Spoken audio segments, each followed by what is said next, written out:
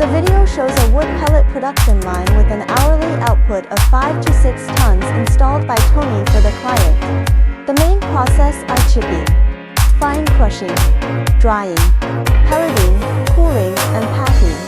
The main equipment includes the pellet machine the customer uses to set pellet machine, and the power of a single pellet machine is 160 kilowatts.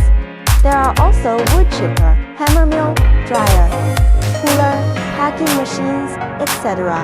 Tony has over 20 years of experience in pellet machine processing. Welcome to visit our factory and discuss cooperation.